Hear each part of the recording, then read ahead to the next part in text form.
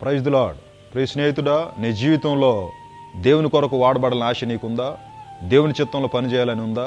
అయితే నీ జీవితంలో జరగాల్సినవి కొన్ని ఉన్నాయి. ఒకనొక సందర్భంలో యెషయా గారికి నేను ఎవరిని పంపుతాను, నా నిమిత్తం ఎవడు పోతాడు అని ఒక స్వరం వినపడింది.